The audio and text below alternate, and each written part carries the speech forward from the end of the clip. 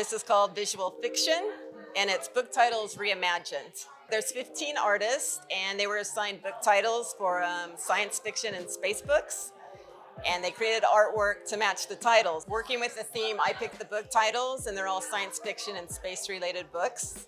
And so you'll see the books underneath the pieces. So we've just borrowed the titles. So in my work, sometimes I make these just imaginary creatures.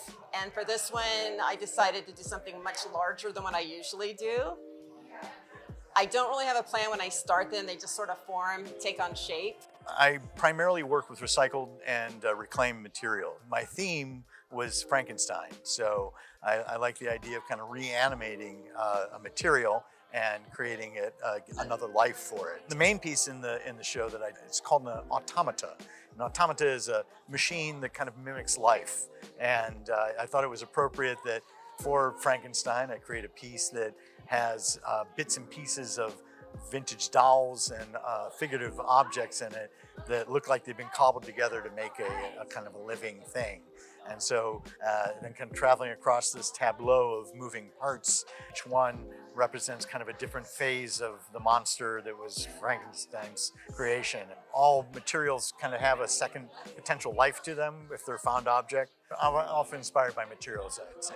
I brought a program that delves into the art and the music in the work of Frida Kahlo. She recovered very old Spanish and Latin American later on tradition of religious work, popular work that was called retablo in Spanish. It have three parts that Frida always have in her paintings, and it's a text, a legend that explain what is going on in this kind of art. People would have an artist do it when they went through a traumatic experience. For instance, if you had an accident, as she did, and then you survived that accident, then could see the person, what he or she went through, and then the saint of that person's devotion. I sang one song that is from Oaxaca, from the land where Frida's mother was, and I sang that song in Spanish and in Zapotec, which is one of the main languages, indigenous languages of that region. So that is something that not only I, but other singers are trying to, in a way, recover the indigenous languages that are in danger of extinction. I study much more distant objects in the universe. Black holes, neutron stars, and white dwarfs, which are the remnants of stars that form after stars exhaust all of their nuclear fuel and essentially die and collapse. Recently, we've observed these as sources of gravitational waves, which are ripples in space and time. So this is a really exciting new area of astronomy. Myself and a lot of others have been working on this over the past 5 to 10 years since we first detected gravitational waves.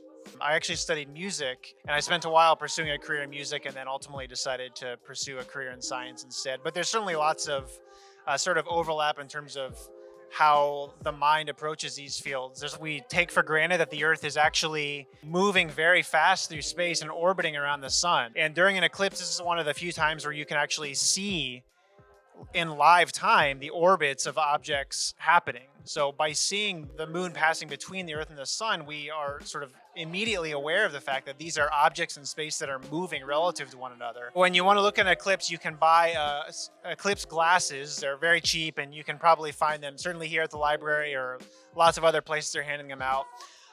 Those are really important because they block the ultraviolet light coming from the sun. So you want to use these to not damage your eyes when you look at the eclipse.